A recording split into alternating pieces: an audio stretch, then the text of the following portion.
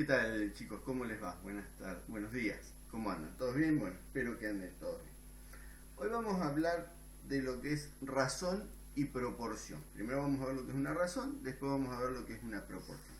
Cuando yo hablo de razón, estoy hablando de la relación entre dos números. En realidad estoy hablando de la división entre esos dos números. Entonces, la razón entre dos números A y B, donde el número B tiene que ser distinto de 0, decimos que es cuando yo hago A sobre B. Esa va a ser la razón entre dos números. Por ejemplo, la razón entre 30 y 5 es igual a 6. Si bien se escribe como fracción, en realidad nosotros en las fracciones no podemos poner números decimales y en las razones sí. Yo podría decir la razón entre 4,8 y 2,4 y en este caso la razón sería 2. Entonces, cuando hablamos de razón, me olvidé ponerle el acento, cuando hablamos de razón estamos hablando de la división entre dos números.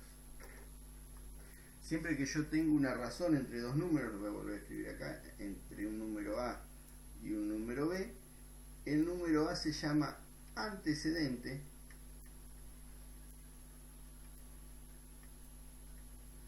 y el número B se llama consecuente.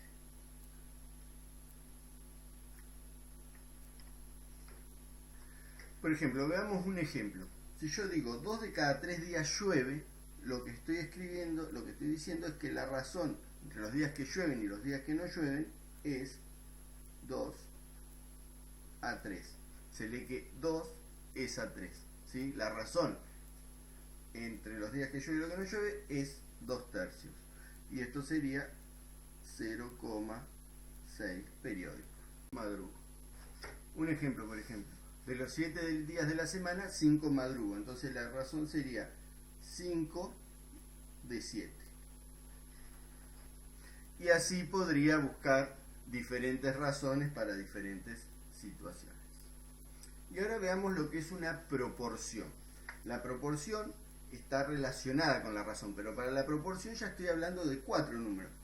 La proporción existe entre 4 números A, B, C y D, con B distinto de 0 y con D distinto de 0, cuando la razón entre A y B es igual a la razón entre C y D. Vamos a ver algún ejemplo. Por ejemplo, nosotros podríamos decir que 2 es a 4, como 5 es a 10. En ambos casos, la razón va a ser 0,5. Y entonces, entre estos 4 números, existe una proporción. Y como lo leemos, decimos que 2 es a 4, como 5 es a 10. Y ahí nos quedaría escrito 2 es a 4, como 5 es a 10. Existe algo llamado propiedad fundamental de las proporciones, que dice que si A es a B, como C es a D, entonces A por D es igual a B por C, donde A y D son los extremos y B y C son los medios. Bien, veamos un ejemplo. Acá tenemos la razón, la proporción entre A, B y CD se cumple siempre y cuando A por D sea igual a B por C.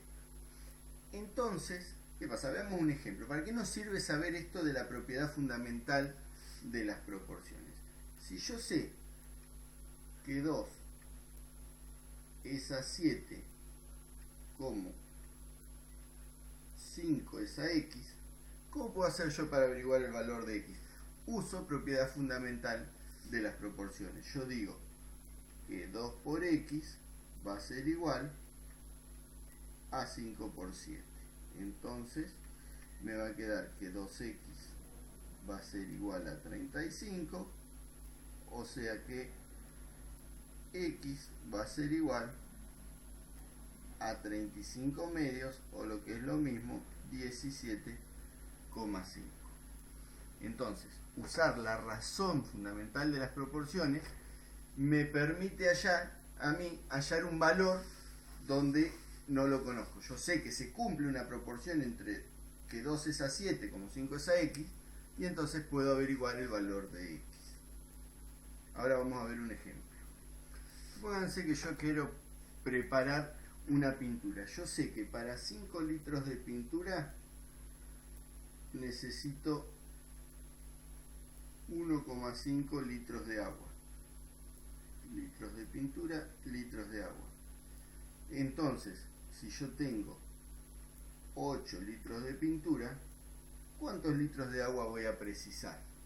Como se prepara en la misma proporción, yo sé que la razón entre 5 y 1,5 va a ser igual a la razón entre 8 y x. Entonces aplico la ley fundamental de las proporciones.